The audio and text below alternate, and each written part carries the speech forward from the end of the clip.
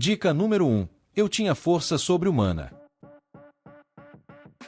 Dica número 2. Matei um leão usando apenas minhas mãos.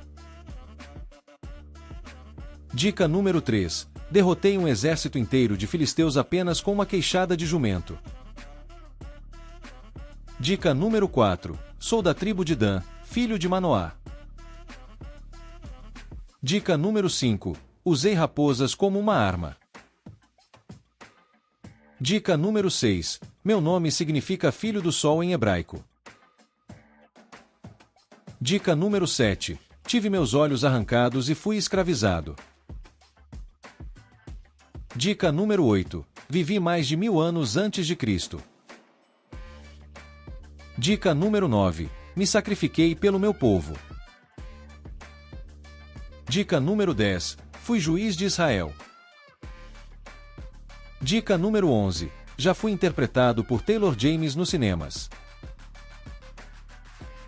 Dica número 12. Antes de meu nascimento, um anjo apareceu à minha mãe, que era estéril, e anunciou que ela teria um filho que começaria a libertar Israel dos filisteus.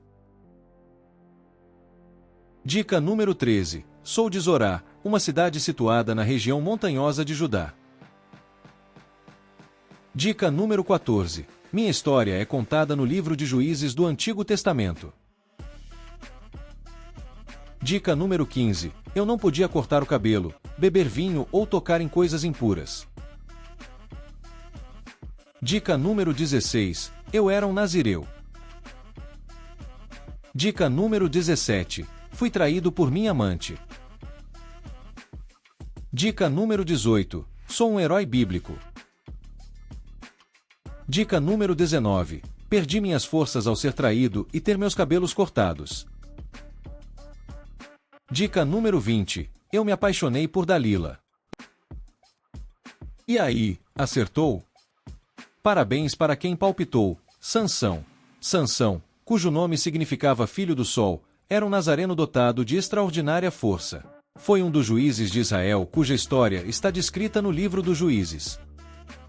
Até a próxima rodada do jogo. Quem sou eu?